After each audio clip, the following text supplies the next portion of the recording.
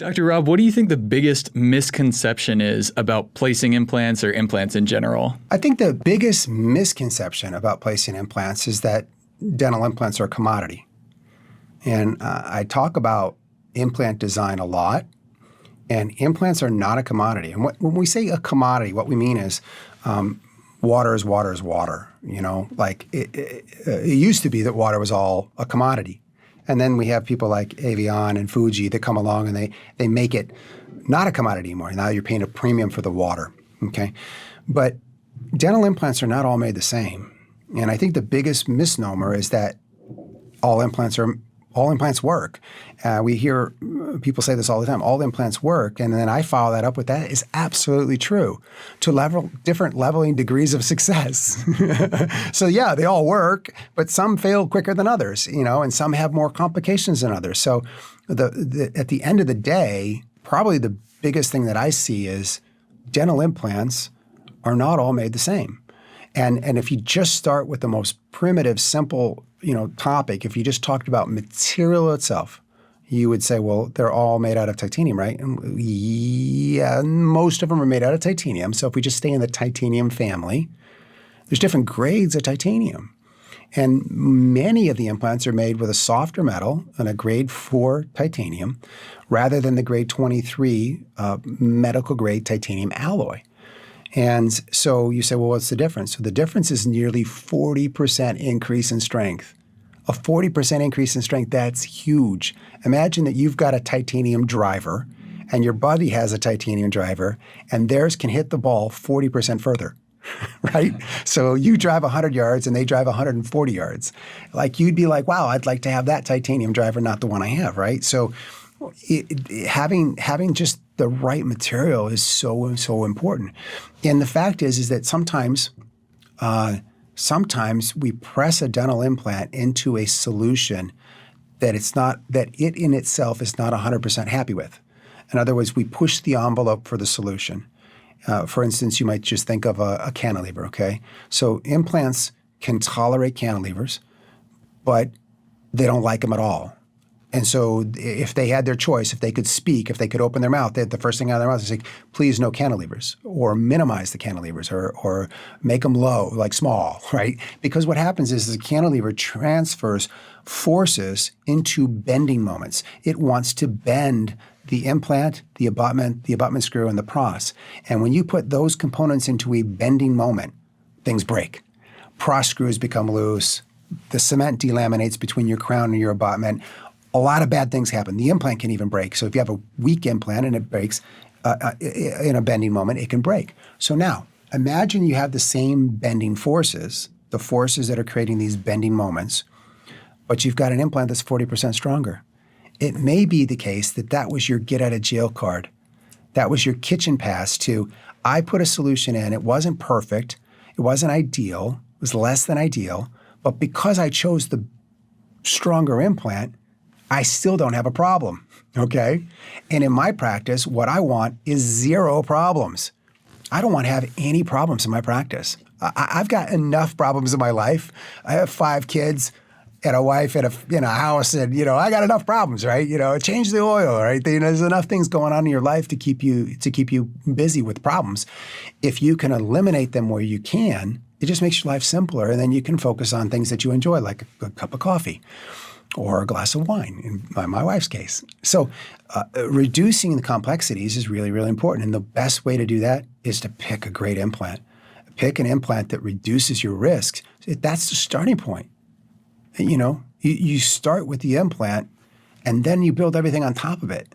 So if the implant's weak, everything you build on top of it is suspect to break. And so I would say that the biggest number is to hear someone say, all implants are the same, they all integrate. And I would say, no, I would say that, they can integrate, but to different levels of longevity, different levels of overall success over time. That's probably the biggest thing I see in the industry. And what's the difference in price between an implant made with the lower grade titanium versus the grade 23? So if you look at the big companies, the pricings are very competitive because they have to be. So if you look at the big 4, those pricings are going to be very competitive. What happens is you can actually find an implant made overseas in a foreign country that you could have imported that is extremely inexpensive, like very inexpensive. And the reason is because they're just making a screw, okay? And I mean, if you can go to Home Depot and you see a screw and the screw costs 25 cents, okay, you say, well, what's the difference between that 25-cent screw at Home Depot and the one that might cost, say, $300? And so the answer is a whole lot, a whole lot. And what I mean by that is that when you go to a medical grade titanium, that metal costs a little bit more to make than non-medical grade. The impurities in medical grade titanium, the alloy, grade 23, the impurities are driven down. It's called extra low interstitial impurities. So ELI, you want to drive those impurities down so that what you put in the body is pure. You'd like for that implant to be made in a clean house. So there are implants that are made in a factory alongside the sheetrock screw that goes in your house. Yeah, they're not made in a clean house. So you're getting an implant that may have contaminants from the factory in it. And then you put it in the mouth because it's inexpensive. So you run a significant amount of risk. And then there's quality assurance and quality control. So when you're making these things, if the titanium is not, if it's not made right, the stock, the rod that they make at the factory they take that rod and then they put it through a process to turn it into an implant. If the rod isn't made right, if it's not cooled properly, so when it's first made, it's hot, and then if it's not cooled properly over a certain temperature gradient over a certain time, you get a different result. You get different grains inside the metal over time. So if you got somebody that's not paying attention to that because they're not going to pay for a quality assurance person, then you don't know what you're getting. It looks like an implant, it acts like an implant, you put it in the mouth, and then a year later it breaks, and then you're like wondering why this implant broke. So there's just so many aspects that go into a good quality implant at the quality level. And there's a guy out of Europe that has a website that has done a lot of analysis.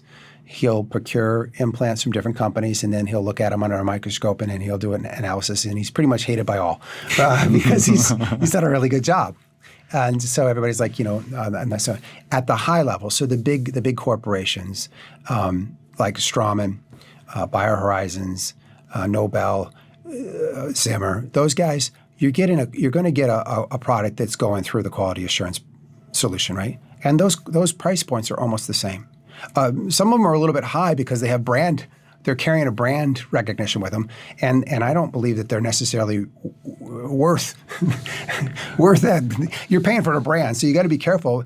But then the backside is that these companies have different pricing points for different people, and so I would encourage people to ask. If you're really, really set on a particular implant, I would encourage you to ask the sales rep for that implant. Says, I'd really like to work with you, but it doesn't work for my business model because your price point is here. If we could get your price point to this point, if that's something we could do, I would prefer to use yours because yours is made out of a better material, or stronger material. And I want that factor of safety. I don't want someone calling me and saying, my implant's broke and you hope it's the abutment screw and it really is the implant.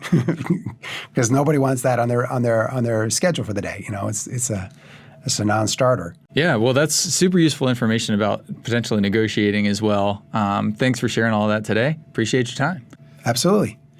This has been another episode of Implants Made Simple. I'm Dr. Robert Stanley, Smile Engineer, out.